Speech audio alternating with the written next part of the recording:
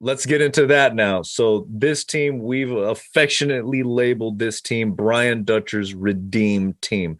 And what you just said, Fiend, that you think, does it almost feel like destiny this season is leading up to a San Diego State versus UConn national championship, the way this season has unfolded for Brian Dutcher and this crew? Well, I mean, if you look at who's favored in the two semifinal games, it would, um, that's what you would predict. But I don't know. I can't say it's destiny until we actually get there, right?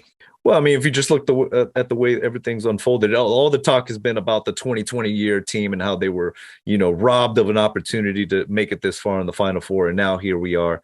We heard Coach Koo say about Jordan Shackle and how, hey, watching this team get to the Final Four, it's better than the chance that they had. It feels sweeter for them. It's like almost vindicating to see this team, this program get to this point.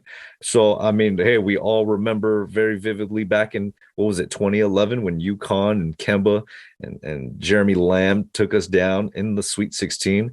That was then, this is now. And it seems like this Aztec team, they're very mindful of the history in the past because the program doesn't let you forget it. We always remember that game against UConn as the what if, and the 2020 year team that season as a what if.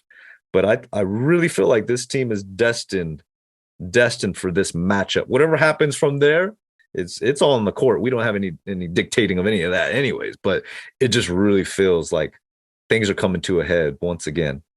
Mike, you got any thoughts on that? Yeah, I mean, these are games where you get nervous when you play in Alabama or a Creighton, but when you win these games recently, I don't know how you guys have felt, but there's certain vibes to teams where during a game you're like, okay, this is kind of this is probably all these guys are going to get out of this squad. I haven't felt that yet with this team. Yeah. I haven't felt like this is we can't go any further. Like when we beat Creighton, I was screaming, I can't believe we're going to a Final Four. I can't believe we're going to the Final Four, right? And the dog's like, what's going on? And so, but almost immediately it was kind of like, job's not finished. Like Kobe said, job, you're up 2-0, Kobe. What's there to be happy about? Job's not finished. That was kind of the immediacy of what I thought about was there's still more work to do. And I just feel like I want it all now. I want it all. That is what I want. And you got to start by beating Florida Atlantic. And if we could beat them, again, 1-game playoff, man, that's all that matters. That's all that matters. And so I'm hoping we can take an opportunity and these kids really enjoy this opportunity, because, Dutch has been there, 3 times to the Final Four, right? With Michigan. If my memory serves, he won it in 89 and then 92, 93 with the Fab Five. So he's been there. He knows what it's like. So I think that's a calming influence on some of the guys. He can kind of give a little more ideas to them, than I don't think any of the other coaches have been there, if I'm not mistaken, to the Final Four, even though UConn's been there before. I'm just excited that these kids get an opportunity to play this game, and these guys, this is a team that can vindicate San Diego sports, period. Wow, yeah, absolutely.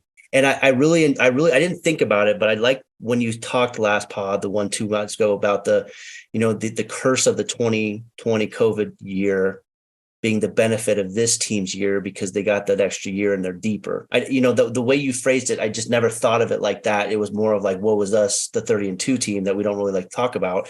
But then, now that we've gotten this far, it's like, hey, might have been, it's like that old, the guy, there's a Chinese riddle or something like that. I'll tell you guys later, but it's like, we don't know what this is yet. We don't know what it is yet. It could be a blessing. Yeah. It could be a curse. It turned out to be a blessing for this team. So, it's all right there in front of them, man. It's all right there in front of them. We don't get back 3 of the key contributors to this year's team. Yeah. If we didn't have COVID. Right. Yep. Yeah. Agueka Rope, AG, right? Nathan Mensah and Adam Seiko. Those are three very, very big components to this team, to the bench, right? To that depth that we're talking about, that maturity we're talking about. So I love that, man. The vindication of San Diego sports with everything that's gone on these last several years, man, whether it's losing teams or just now the resurgence of the Padres. How great, how fitting is that this is opening day when people are listening to this, of the Padres. Just they've overtaken the city, the Padres, but just for this week, I mean, it's incredible. You would never have thought anything would kind of supersede Padres opening day, as big as the Padres are. Aztecs basketball has done it this week. That's all this city is talking about. People are wearing their Aztec gear. Yes, we're all excited for the Padres. We understand what's at stake, what's at focus. But Aztecs basketball, if they can pull this off, I love the way you said that, Mike. They can vindicate San Diego sports. Who would have ever thought that? They'd even have that chance. Hey, Unreal. We never played in April. Like, we never played past Fish's birthday. And it's kind of cool being an East County boy, and Joe Musgrove's an East County boy, being from Grossmont. We won't hold that against him, since I went to Valhalla.